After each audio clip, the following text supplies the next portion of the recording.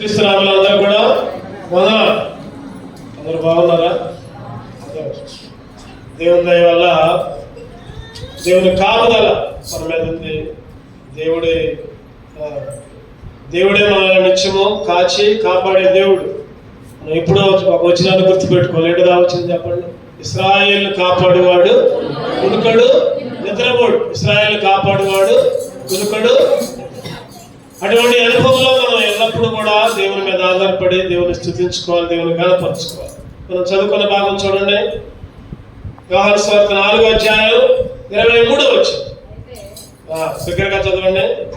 అయితే యథార్థముగా ఆరాధించువారు ఆత్మతోను సత్యముతోను తండ్రిని ఆరాధించు కాలము వచ్చుచున్నది, అది ఇప్పుడు వచ్చేయున్నది. తన్ను ఆరాధించువారు అట్టి వారే కావాలని తండ్రి కోరుచున్నాడు. దేవుణ్ణి ఆరాధించే వాళ్ళు యథార్థముగా ఎట్లా ఆరాధించాలంటే ఆత్మతో సత్యముతో యథార్థముగా ఆరాధించే వాళ్ళు కావాలి.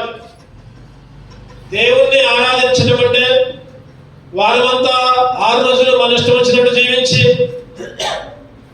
6 రోజులు దేవునికి వ్యతిరేకంగా జీవించి అన్యులతో కలిసి లోకంతో కలిసి మళ్ళీ 7వ రోజు పరిశుద్ధంగా వచ్చి ఆరాధించడం అంటే అది దేవుడికి ఇష్టపడ్డం. దేవుడు ఇష్టపడ్డం.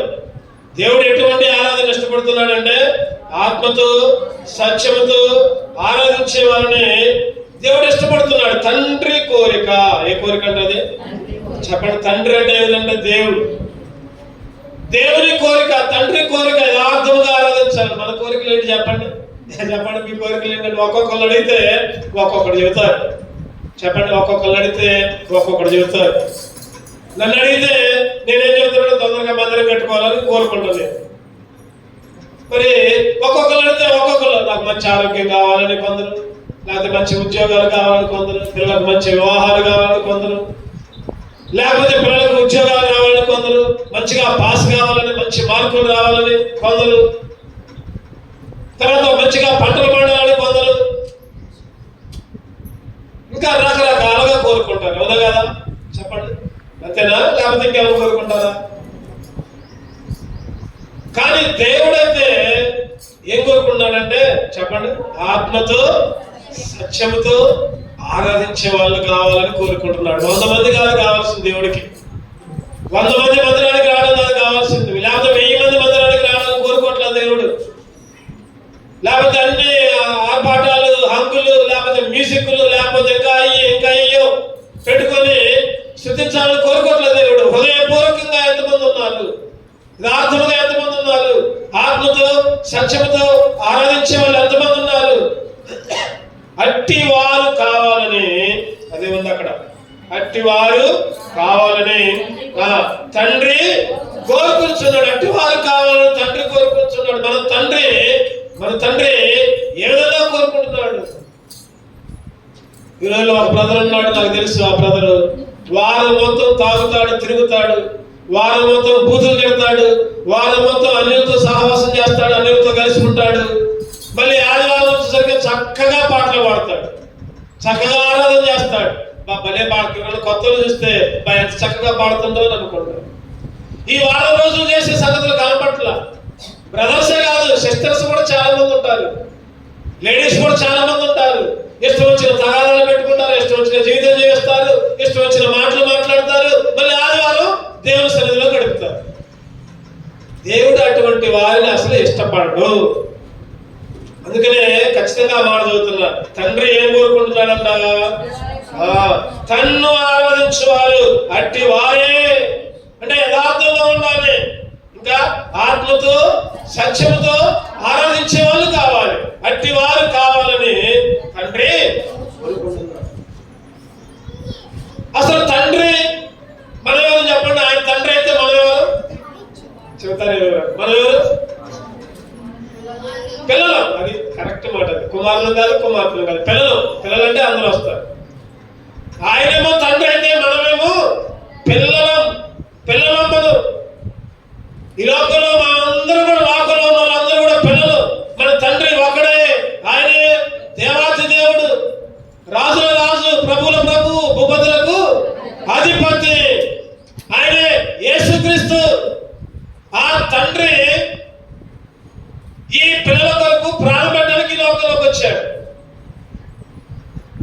ఆ తండ్రి ఏం కోరుకుంటున్నాడంటే యథార్థముగా, ఆత్మతో, సత్యముతో యథార్థముగా జీవించాలని కోరుకుంటున్నాడు.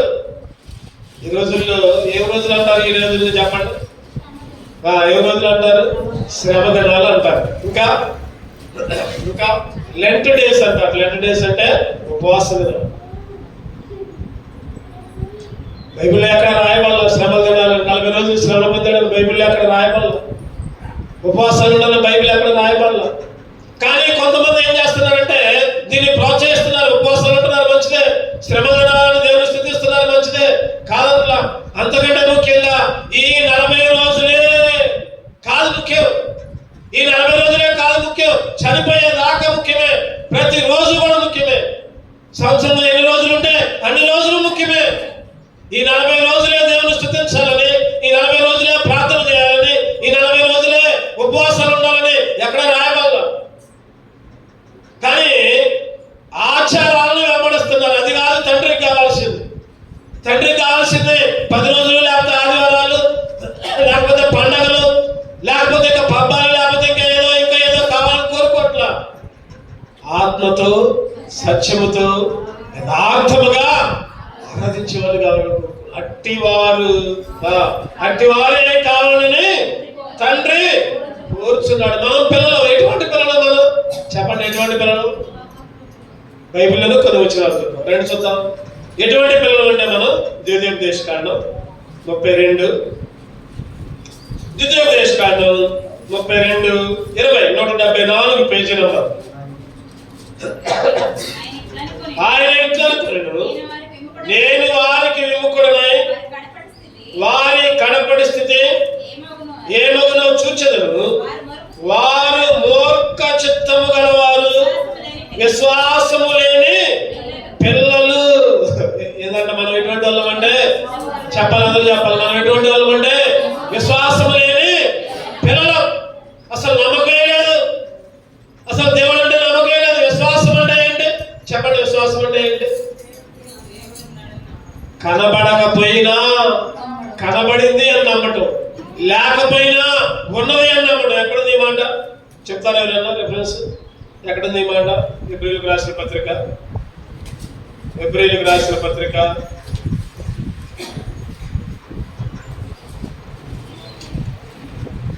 11వ అధ్యాయం 1 వచ్చిన. ఈ వచనాన్ని గుర్తుపెట్టుకోవాలి అందరూ. ఈసారి అడిగితే చెప్పాలి.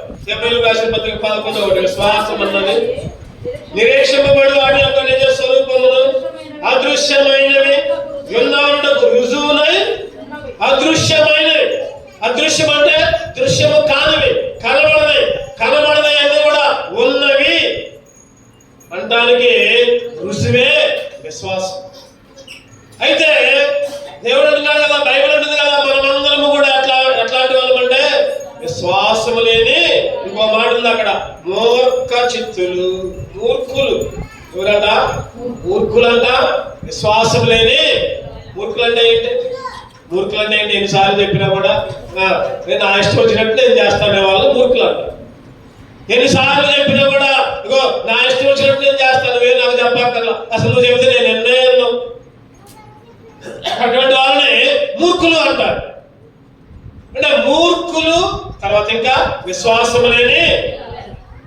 ఒకటి, రెండో చూద్దామంటే మనం ఎటువంటి వాళ్ళు? యెషయా గ్రంథం క్లుప్తంగా కొన్ని వచనాలు మనం ధ్యానం చేద్దాం. యెషయా గ్రంథం మనం ఎటువంటి వాళ్ళు? యెషయా గ్రంథం 1-2.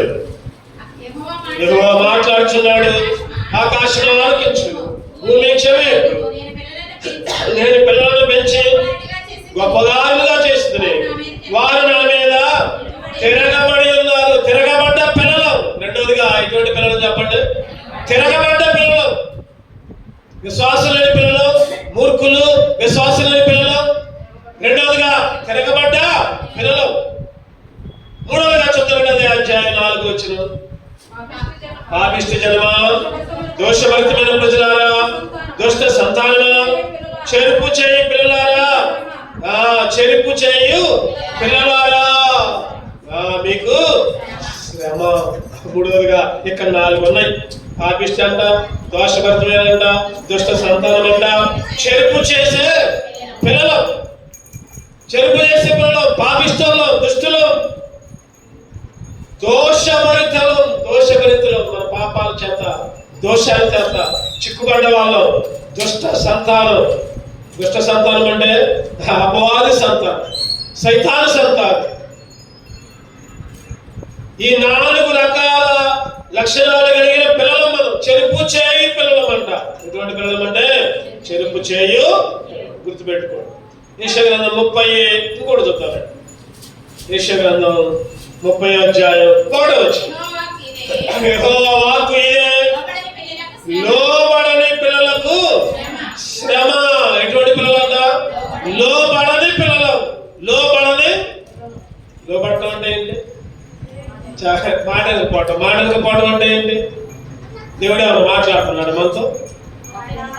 మాట్లాడుతుందా లేదా? చెప్పండి. మాట్లాడుతున్నాడు, వాక్యానుసారంగా మాట్లాడుతున్నాడు. మరి అటువంటి మాట వినకపోతే వాళ్ళు ఏమంటారంటే లోబడని పిల్లలు. యెషయా గ్రంథం అదే అధ్యాయంలో 39వ వచనం. వారు తిరుగుబడి జనులు, అబద్ధమాడు పిల్లలు, యెహోవా ధర్మశాస్త్రం విననొల్లని పిల్లలు. ఇక్కడ కూడా 3 ఉన్నాయి. తిరగబడే పిల్లలంట, అబద్ధమాడే పిల్లలంట, ధర్మశాస్త్రము విననొల్లని పిల్లలు. అసలు దేవుడు అంటేనే లెక్కలేని పిల్లలు, వాక్యాన్ని వినని పిల్లలు, ఆజ్ఞలను పాటించని పిల్లలు. ఇర్మియా 3వ అధ్యాయం 14. మనం ఎటువంటి పిల్లలమో ఈ వచనాలను చూపిస్తున్నా నేను. ఇర్మియా 3:14. భ్రష్టులకు పిల్లలారా. భ్రష్టులకు పిల్లలారా. ఏం పిల్లలు అంటే చెప్పండి. మనం ఇవన్నీ నాకు చెప్పాలి తర్వాత అడిగినప్పుడు వరుసలో. ఎటువంటి పిల్లలు? భ్రష్టులకు పిల్లలారా. ఎటువంటి పిల్లలు అంటే భ్రష్టులు అంటే దేనికి పనికిరాను. భ్రష్టులు అంటే అర్థం ఏంటంటే దేనికి కూడా పనికిరాని వాళ్ళం, భ్రష్టులైన పిల్లలు. రోమిలకు రాసిన పత్రిక 9వ అధ్యాయం 8వ వచనం. రోమిలకు రాసిన పత్రిక 9. అనగా శరీర సంబంధమైన పిల్లలు దేవుని పిల్లలు కాదు. ఏ పిల్లలంట? శరీర సంబంధమైన పిల్లలు. మన తండ్రి ఇందాక చదువుకున్నాం 4:23 చెప్పండి. ఆత్మతోను సత్యముతోను ఆరాధించాలని మన తండ్రి కోరిక. అట్టి వారు ఉండాలని దేవుని కోరిక, తండ్రి యొక్క కోరిక. మరి మనం ఎటువంటి వాళ్ళమంటే తండ్రి ఏమో ఆ కోరిక కోరుతున్నాడు, మరి పిల్లలేమో ఎటువంటి వాళ్ళు అంటే చెప్పండి. ఇప్పుడు చెప్పండి. ఒకటోది విశ్వాసం లేని మూర్ఖులైన పిల్లలు. రెండోది తిరగబడ్డ పిల్లలు.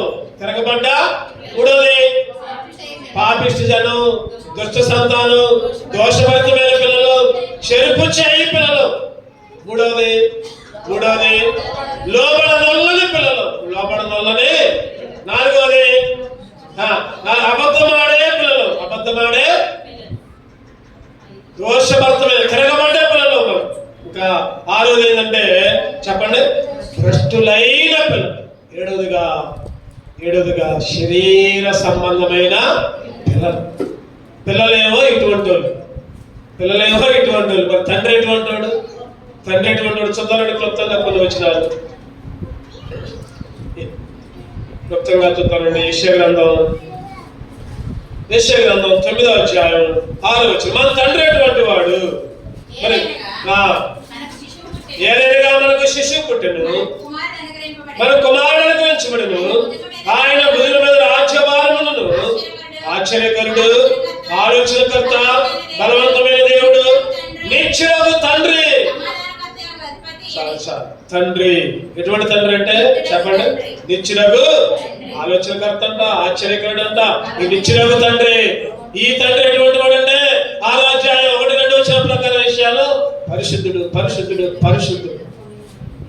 ఆయన పరిశుద్ధుడు. ఆ పరిశుద్ధతను ఎవరు కూడా వర్ణించలేరు. వర్ణించగలరా? చెప్పండి. వర్ణించగలరా? ఎవరు కూడా, దోతలు కూడా వర్ణించలేరు. పరిశుద్ధ ప్రభు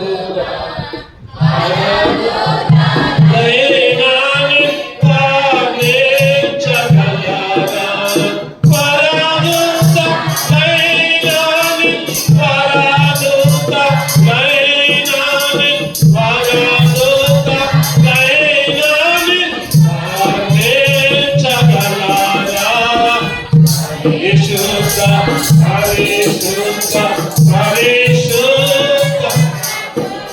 చెప్పండి, మన తండ్రి పరిశుద్ధుడు, ఆలోచనకర్త, బలవంతుడైన దేవుడు, తర్వాత నిత్యుడగు తండ్రి. మలాకి 4:2 చదువుతారండి. మన తండ్రి ఎటువంటి వాడండి? మలాకి 4:2.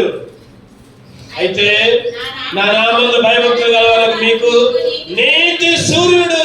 మన తండ్రి పేరు ఏం పేరంటే నీతి సూర్యుడు. దేవాది దేవుడు పరిశుద్ధుడు మాత్రమే కాదు, నిత్యుడైన తండ్రి మాత్రమే కాదు, నీతి సూర్యుడు. సూర్యుడైతే వెలుగును ఉదయిస్తుంది, వెలుగును చూపించు. మన తండ్రి అయితే చెప్పండి, నీతిని కనబరుస్తాడు, నీతినే చూపిస్తాడు, నీతినే ఒక సూర్యుడి కంటే గొప్ప వెలుగుగా చూపిస్తాడు ప్రపంచానికి. ఆయన నీతి సూర్యుడు. ఎబిసి 1:19 చూద్దామండి. మన తండ్రి ఎటువంటి వాడు, ఈ తండ్రి లక్షణాలు కూడా నాకు చెప్పాలి తర్వాత. ఎబిసి 1:19 చివరిలో ఉంటుంది, 5 లైన్లో 6. మన ప్రభు అయిన యేసుక్రీస్తు యొక్క దేవుడైన మహిమా స్వరూపియగు తండ్రి. ఎటువంటి తండ్రి అంట? మహిమా స్వరూపి. ఏ స్వరూపం అంటే మహిమా స్వరూపి. ఆయన ఎవరు చూడలేరు, ఆయన ఎవరు గైకోలేరు, ఆయన చూస్తే తట్టుకోలేరు. పక్కనే ఉన్నాడు ఒక శిష్యుడు, 3.5 సంవత్సరాలు పక్కన పోయాడు, రొమ్మున అనుకున్నాడు. యేసు ప్రేమించిన శిష్యుడిగా పేరుగాంచాడు, యేసు వేలు పట్టుకొని నడిచాడు. ఆ శిష్యుడే ఎవరు? చెప్పట్లా అందరూ. ఎవరు? యోహాను. రొమ్మున అనుకున్న శిష్యుడు అంటే యోహానే. యేసు ప్రేమించిన శిష్యుడు అంటే యోహానే. ఆ యోహానే ప్రకటన గ్రంథంలో 1 రాస్తూ ఉంటాడు. ఆయన చూడగానే మూర్ఛిల్లి పడిపోయాడంట, కింద పడిపోయాడంట. ఆ ముఖ దర్శనాన్ని చూడలేక అక్కడ వచ్చిన వాళ్ళు వర్ణించుకుంటూ రాస్తా ఉంటాడు. నేను ఆయన చూడగానే ఎన్ని వచ్చిన 1:17. నేను ఆయన చూడగానే మూర్ఛిల్లిన వాని వలె మూర్ఛపోయాడంట. అంటే ఆ మహిమా స్వరూపేగు తండ్రి. చూద్దారండి, యాకోబు 1:17. ఎటువంటి తండ్రి? ఇంకా యాకోబు 1:17. శ్రేష్టమైన ప్రతి ఈవియు సంపూర్ణమైన ప్రతి వరమును పర సంబంధమైనది జ్యోతిర్మయుడైన తండ్రి. చెప్పండి, తండ్రి పేరు ఏం పేరంటే జ్యోతిర్మయుడైన తండ్రి. జ్యోతిర్మయుడైన జ్యోతిర్మయుడా నా ప్రాణ ప్రియుడా మహిమయు నీకే. జ్యోతిర్మయుడా నా ప్రాణ ప్రియుడా స్తుతి మహిమయు. యేసన్న గారు చక్కటి పాట రాస్తారు, చక్కటి పాట. ఈ పాటలో ఆయన వర్ణించుకుంటా రాస్తారు. ఆయన జ్యోతిర్మయుడైన తండ్రి. జ్యోతిర్మయుడైన చెప్పండి, ఎటువంటి తండ్రి? ఒకటోది చెప్పాలి. ఒకటోది ఎటువంటి తండ్రి? నిత్యుడగు తండ్రి, పరిశుద్ధుడైన నిత్యుడైన. రెండవది నీతి సూర్యుడైన తండ్రి. మూడవది మహిమా స్వరూపైన తండ్రి. నాలుగవది జ్యోతిర్మయుడైన. మత్తయి సువార్త 6వ అధ్యాయం, మత్తయి సువార్త 6వ అధ్యాయం 10వ వచనం, 11వ 9వ వచనం. కాబట్టి మీరు ఇలా ప్రార్థన చేయండి. పరలోకమందున్న మా తండ్రి. ఆయన ఎటువంటి తండ్రి అంటే ఈ లోకంలో ఉండే తండ్రి కాదు, ఆయన పరలోకంలో ఉండే తండ్రి. పరలోకమందున్న మా తండ్రి. చూద్దారండి చివరిగా 7వదిగా 1 యోహాను 3వ అధ్యాయం 16. 1 యోహాను 3:16. ఆయన మన నిమిత్తము తన ప్రాణము పెట్టిన కనుక దీని వల్ల ప్రేమ ఏంటిదని తెలుసుకొచ్చున్నాము. అదే 4వ అధ్యాయం 8వ వచనం కూడా. దేవుడు ప్రేమాస్వరూపి. దేవుడు ప్రేమాస్వరూపి అంటే ప్రేమ కలిగిన తండ్రి.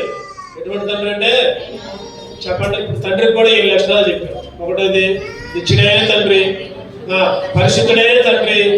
మూడవది నీతిశూరుడైన తండ్రి. నాలుగవది మహిమా స్వరూపైన తండ్రి. ఐదవది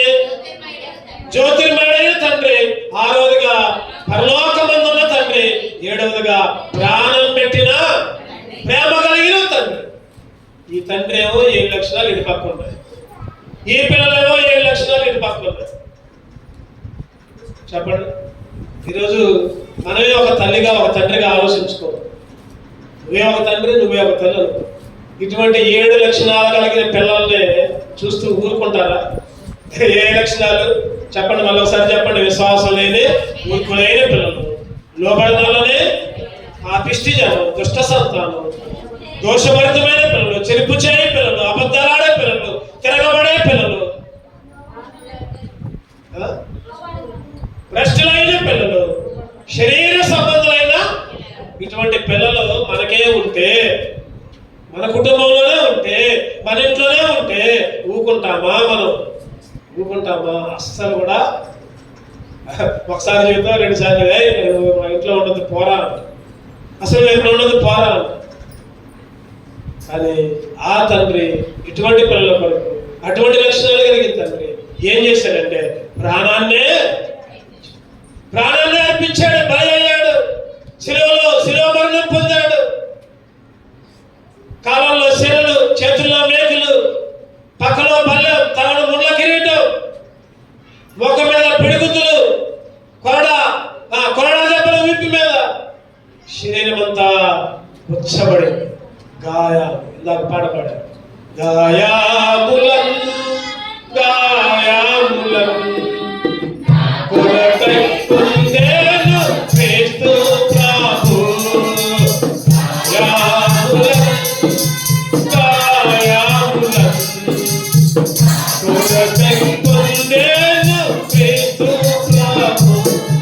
గాయాలన్నీ భరించి ఏం చేశాడు? శిలువలో మరణించి ఏం చేశాడు? క్లుప్తంగా కొన్ని విషయాలు మనం ధ్యానం చేద్దాం. రండి, ఎఫెసీ 1:3. ఆ తండ్రి ఆ కుమారుల కొరకు ఏమి చేశాడు? తండ్రి అయిన దేవుడు స్తుతించబడును గాక. పరలోక విషయములు ఎఫెసీ 1:3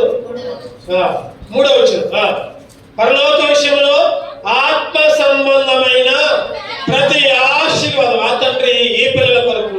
అటువంటి గొప్ప లక్షణాలు, 7 లక్షణాలు కలిగిన తండ్రి ఇటువంటి చెడు లక్షణాలు, గొప్ప చెడు లక్షణాలు, 7 లక్షణాలు కలిగిన పిల్లలకి ఏం చేశారంటే మొదటిగా ఆత్మ సంబంధమైన ప్రతి ఆశీర్వాదాన్ని, ఆత్మ సంబంధమైన ఆశీర్వాదాలు, పరలోకపు ఆశీర్వాదాలు, కనబడే ఆశీర్వాదాలు కాదు, కనబడే మేడలు కాదు, కనబడే మిద్దెలు కాదు, లేకపోతే కనబడే ఇంకా ఉద్యోగాలు కాదు, లేకపోతే కనబడే ఇల్లు కాదు, లేదా కనబడే సంపద కాదు. ఏ ఆశీర్వాదాలు అంటే ఆత్మ సంబంధమైన ప్రతి ఆశీర్వాదం. అందుకే దేవుని స్తుతించాలి. అందుకే దేవుని ఆరాధన. ఎందుకు దేవుని ఆరాధించాలి? ఇటువంటి చెడ్డ లక్షణాలు కలిగిన నేనయ్యా ప్రభా, నువ్వేమో అటువంటి లక్షణాలు కలిగిన వాడివి, నా మీద ఆత్మ సంబంధమైన ప్రతి ఆశీర్వాదాన్ని ఇచ్చావు. 2వ చూద్దారండి, మత్తయి సువార్త 6:14. మత్తయి సువార్త 6:14. మనుషుల అపరాధములను మీరు క్షమించేలా మీ పరలోకపు తండ్రి మీ అపరాధములను క్షమించును. రెండవగా ఏం చేస్తారంటే మన పాపాలన్నీ క్షమించాడు, మన అపరాధాలన్నీ క్షమించాడు. ఆ తండ్రి మన మీద ఏం చూపించాడంటే ప్రతి పాపాన్ని, ప్రతి అపరాధాన్ని, ప్రతి తప్పుని కూడా క్షమించాడు. ఆశీర్వాదాలన్నీ అనుగ్రహించడం మాత్రమే కాదు, ప్రతి పాపాన్ని కూడా క్షమించాడు. ప్రతి అపరాధాన్ని మన పాపాలు అంతా ఎక్కడికి పంపించాడు చెప్పండి? వీపుకి వెనుక పంపించాడు. కనబడకుండా పాపాలను తీసివేశాడు, పాపాలను దూరపరిచాడు. తూర్పుకి పడమడికి ఎంత దూరం ఉందో మన పాపాన్ని అంత దూరంగా మార్చివేశాడు. అపరాధాలనే క్షమించిన దేవుడు. ఎఫెసీ 1:7. ఇంకా ఏం చేశాడంటే చూద్దారండి, ఎఫెసీ 1: దేవుని కృపా మహదైశ్వర్యమును బట్టి ఆ ప్రియనియందు ఆయన రక్తము వలన మనకి విమోచనం, అనగా మన అపరాధములకు క్షమాపణ. ఆయన రక్తము వలన విమోచన, మన అపరాధాలకి క్షమాపణ. ఆ తండ్రి మన మీద ఎన్ని చూపించాడు, నిన్ను చూపించాడు, క్షమించాడు, అపరాధాలు క్షమించాడు, ఆయన రక్తాన్ని కాల్చాడు, రక్తం ద్వారా విమోచించాడు, ఆత్మ సంబంధమైన ప్రతి ఆశీర్వాదాన్ని కూడా ఇచ్చాడు. కొలసి అందుకనే ఇంకో మాట చూసుకున్నాం. కొలసీలకు రాసిన పత్రికలో మన అపరాధాల కొరకంట ఆయన ఏం చేశాడంటే శిలువతో మేకులు కొట్టబోతుందని ఒక మాట ఉంది. 2వ అధ్యాయం 15వ వచనం. మరియు అపరాధముల వలన శరీరమందు సున్నతి పొందక ఉండుట వలన మీరు మృతులైనగా దేవుడు వ్రాతరూపకమైన ఆజ్ఞల వలన మన మీద రుణముగాను మనకు విరోధముగాను ఉండిన పాత్రములు మేకులతో శిలువకు కొట్టి దాని మీద చేరాత్రను తుడిచివేసి మనకు అడ్డం లేకుండా దానిని ఎత్తివేసి మన అపరాధములన్నిటినీ క్షమించి అపరాధాలన్నీ శిలువతో మేకులకు కొట్టి విజయాన్ని ఇచ్చాడు, మనకి క్షమించాడు, విజయాన్ని ఇచ్చాడు. అందుకే దేవుని స్తుతించాలి. ప్రభా మా అపరాధాలన్నీ మా పాపాలన్నీ ప్రభా శిలువతో గోడకి కొట్టావు, మేకులతో కొట్టావు. అవన్నీ మాకు లేకుండా నువ్వే దూరపరిచావు. శిలువ వలన శిలువ మరణం వల్ల జయాన్ని ఇచ్చావు, విజయాన్ని ఇచ్చావు. అందుకనే అక్కడ కింద ఉన్నది శిలువ చేత జయోత్సాహముతో వారిని పట్టి తెచ్చి బాహాటముగా వేడుకకు జయోత్సాహం, విజయోత్సాహం, విజయం. అందుకనే దేవుని ఆరాధించాలి. ఆయన ఆత్మ సంబంధమైన ప్రతి ఆశీర్వాదాన్ని నీటి మాత్రమే కాదు, మన అపరాధాలన్నీ క్షమించడం మాత్రమే కాదు, రక్తముతో విమోచించడం మాత్రమే కాదు. ఇంకా చదవండి మత్తయి సువార్త 7వ అధ్యాయం. మత్తయి సువార్త 7వ అధ్యాయం. మత్తయి సువార్త